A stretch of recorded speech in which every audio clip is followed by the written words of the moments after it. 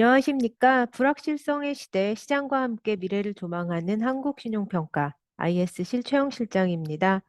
지난해 하반기 이후 주택 경기가 침체되는 가운데 투자 심리 위축에 따른 자금 시장 경색으로 건설사들의 재무적 불확실성이 커지고 있습니다.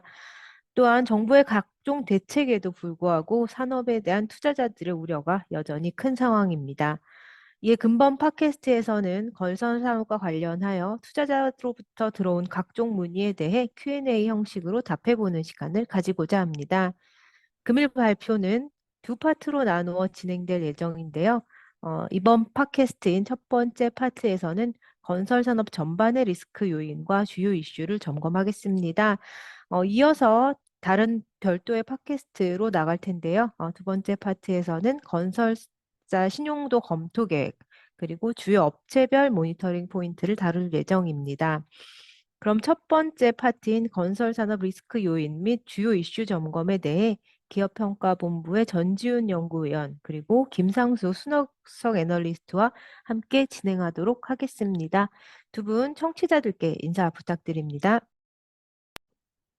안녕하세요. 한국신용평가에서 건설업종을 담당하고 있는 전지훈입니다. 안녕하세요. 김상수입니다.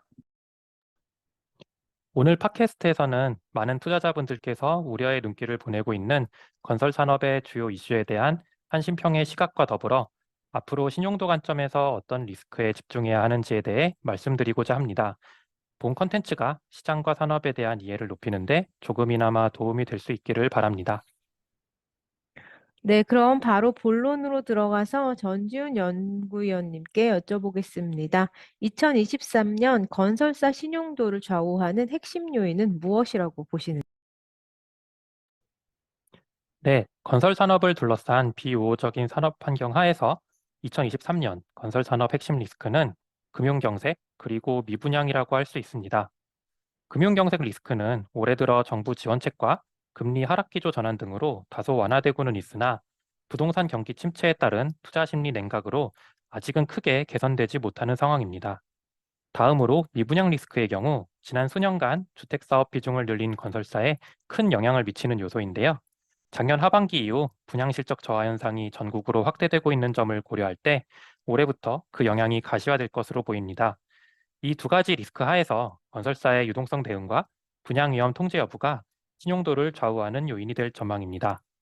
이에 업체별 자금 조달 여건 및 유동성, 현장별 분양 실적과 분양 위험 노출도를 중점적으로 검토할 예정입니다.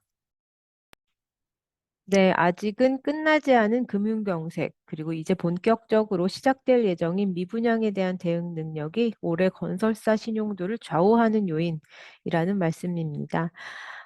그럼 우선 금융경색 리스크와 관련하여 건설사들의 최근 자금 조달 여건과 유동성 대응 수준 어떤지 말씀 부탁드립니다. 네, 2022년 하반기 이후 부동산 경기 악화 및 금리 상승, 강원도 레고랜드 사태 등에 기인한 자금 시장의 경색은 만기도래 회사채나 PF 유동화 증권 규모가 과중한 일부 A급 건설사들과 높은 자체 사업 비중이나 용지 매입으로 차입금이 증가한 트리플 B급 이하 건설사들의 유동성 부담으로 작용하였습니다. 그러나 2023년 들어 회사채 금리가 하락하고 금융기관 투자 심리가 회복되는 가운데 연초 롯데건설과 태영건설이 계열 및 금융권 투자 유치 등으로 유동성 보강에 성공하는 등 금융경색이 최악의 국면은 벗어나는 모습입니다. 여기에는 정부의 유동성 지원도 일정 부분 효과를 보인 것으로 판단하고 있습니다. 그럼 이제 건설사들의 금융경색은 거의 해소되는 수준이라고 볼 수 있을까요? 꼭 그렇지만은 않습니다. 연초 금리 하락과 더불어 자금 시장에 온기가 돌고 있지만 아직 완전히 안정화되지는 못한 상태에서 금년 중 만기가 도래하는 회사채 및 유동화 증권 등에 대한 차환은 여전히 건설사의 부담으로 작용하고 있습니다. 2023년 1월 말 기준으로 건설사 단기 유동화 증권의 만기 구조를 살펴보면 약 90%가 상반기에 집중되어 있으며 이 중 상당수가 2에서 3월에 도래하고 있습니다. 회사채의 경우 만기가 분산된 AA급을 제외하면 A급의 경우 올해 2분기부터 만기 도래 물량이 늘어나면서 전체 4.4조 원 중 약 1.4조 원의 만기가 연내 도래하고 트리플 B급은 만기가 더욱 집중되어 전체 1.3조 원 중 41%인 5천억 원의 회사채 만기가 금년 상반기에 몰려 있습니다. 조달 환경 측면에서도 연초 이후 채권 시장이 정상화되는 가운데 건설 산업에 대한 시장의 회피 기조가 두드러졌는데요. 특히 PF-ABCP 시장의 경우 금융기관 보증물인 A1급의 금리는 연초 들어 안정화되었지만 주로 건설사 보증물인 A2급의 금리는 여전히 8에서 10%로 높은 수준을 보이고 있습니다. 금리 인하 추세 속에서 신용 위험이 상대적으로 낮은 일부 우량 건설사의 경우 보증 PF-ABCP의 높은 스프레드가 신용 등급 및 실제 리스크 수준 대비 다소 과도한 측면도 있는 것으로 보입니다. 최근 일부 우량 건설사들이 공모사채 발행을 추진하는 가운데 이들이 원활하게 투자 수요를 모집한다면 앞으로는 산업 전반적인 경색보다는 업권 내 신용 위험 수준에 따라 발행 여건이 차별화되면서 상위 건설사들부터 자금 조달 환경이 개선될 수 있을 것으로 예상합니다. 네, 산업 전반적인 경색은 완화될 수 있겠지만 업체별로 그 수준은 차별화된다는 이야기군요. 그럼 다음으로 미분양 리스크와 관련하여 김상수 수석님께 여쭤보겠습니다. 최근 지역별 분양 경기 현황과 건설사별 익스포저에 대해서 말씀 부탁드리겠습니다. 2022년 12월 말 미분양 세대수는 6.8만으로 2013년 이후 최고 수준을 기록하였습니다.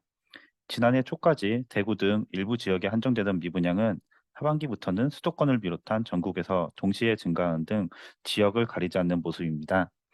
미분양 규모보다 더욱 우려되는 점은 그 증가 속도가 전례 없이 빠르다는 점입니다. 2022년 말 미분양 주택 수는 전년 말 대비 285% 증가하였는데 이는 미분양 통계 작성 이후 연간 증가율 중 가장 높은 수치입니다. 90%를 상회하였던 전국 민간 아파트 초기 분양률도 2022년부터 저하되기 시작하여 4분기에는 58.7%를 기록하였습니다. 지역별 미분양 주택 수와 비율, 초기 분양률을 종합적으로 고려하면 미분양 주택 수가 상대적으로 적고 그 비율도 크지 않은 서울, 광주, 세종시를 제외한 전국 대부분의 분양 경기가 저조한 것으로 판단하고 있습니다. 그 중에서도 대구 및 울산의 경우 미분양 주택 수 및 비율의 증가가 가파르고 초기 분양률 또한 부진한 상태가 지속되는 등 경기 저하 수준이 매우 높은 상황입니다.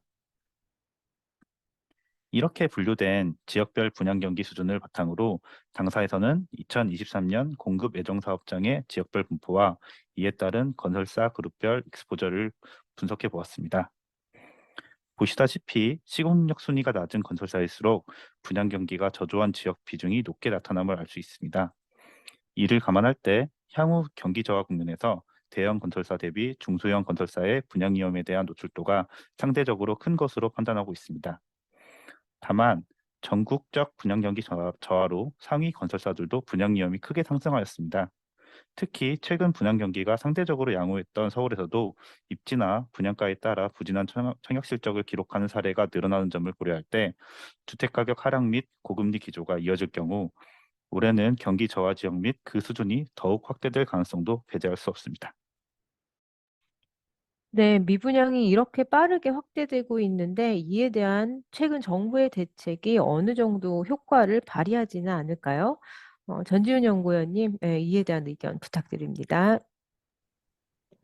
네, 지난 1월 국토교통부가 규제 지역, 전매 제한, 실거주 의무 등 다수의 부동산 규제를 완화한 데 이어 금융위원회에서 대출 규제 완화를 발표하는 등 정부 차원에서 다양한 대책이 나오고 있습니다. 이는 잠재 수요 확충으로 분양 경기에 일부 긍정적으로 작용할 것으로 전망합니다. 그러나 분양 경기에는 궁극적으로 기존 주택 가격 대비 얼마나 매력적인 분양가를 제시할 수 있는지가 중요합니다. 매매가 하락과 공사원가 부담에 따른 분양가 상승으로 신축 주택의 가격적 이점이 약화된 점을 고려할 때 규제 완화만으로 분양 경기를 반등시키기에는 한계가 있을 것으로 보고 있습니다. 다만 정부의 정책 방향이 확고하게 드러난 가운데 향후 추가적인 조치가 이루어질 가능성도 있습니다.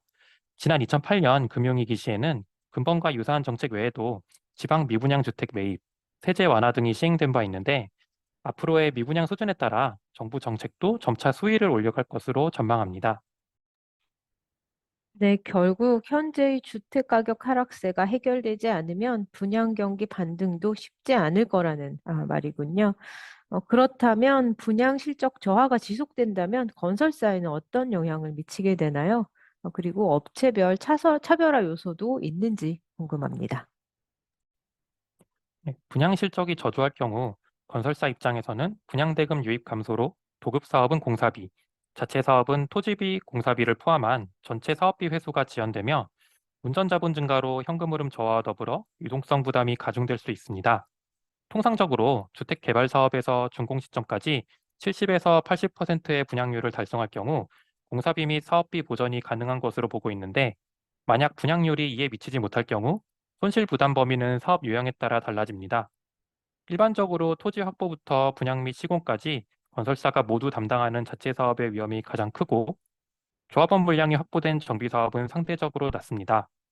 도급 사업의 경우 PF 차입금의 보증을 제공한 경우에는 자체 사업에 버금가는 수준의 손실을 부담할 수도 있습니다.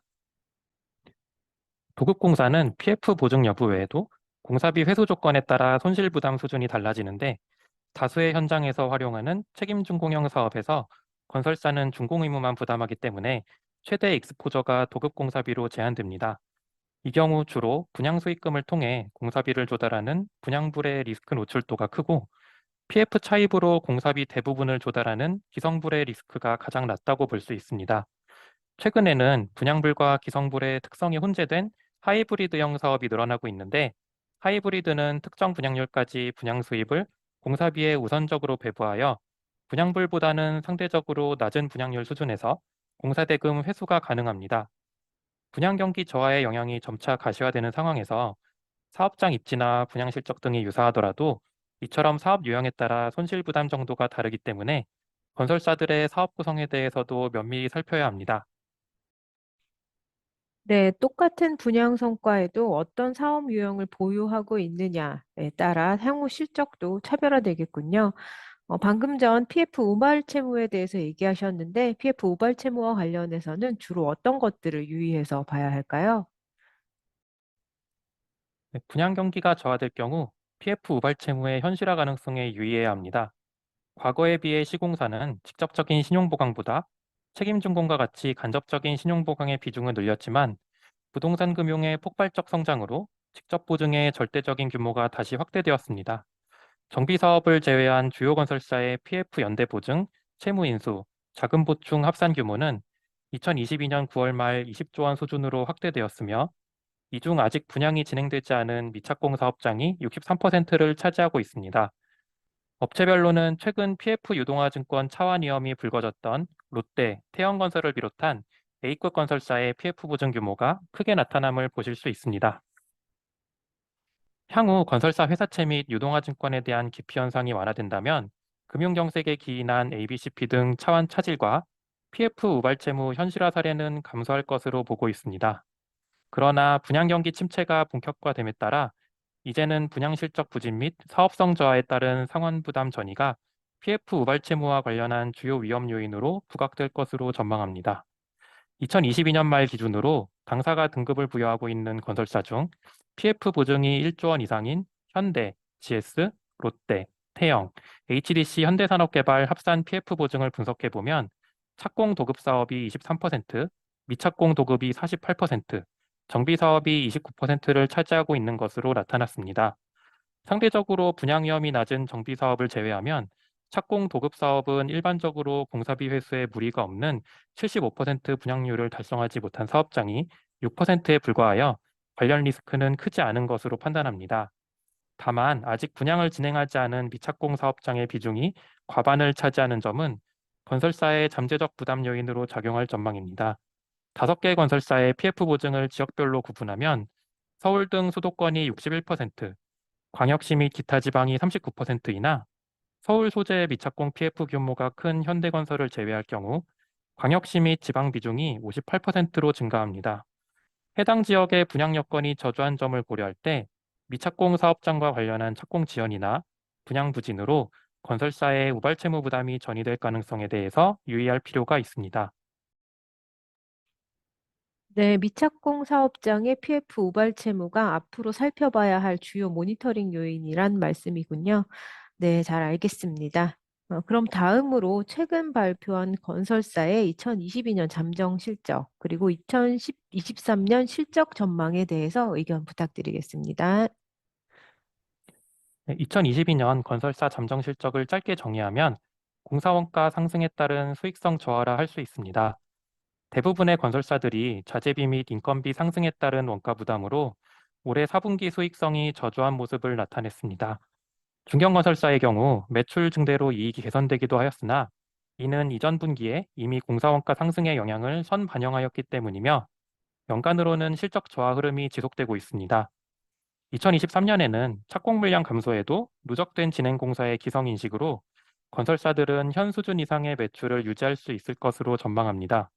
수익성 측면에서는 주요 건자재 가격 상승 둔화, 도급액 증액 등으로 이익이 개선되는 현상이 나타날 수 있겠지만 제반 공사원가 부담이 지속되고 분양 실적 부진의 영향이 본격화되는 점을 고려하면 큰 폭의 개선은 쉽지 않을 것으로 보고 있습니다. 특히 올해는 대형 건설사와 중소형 건설사 간의 실적 격차가 벌어질 가능성이 큽니다.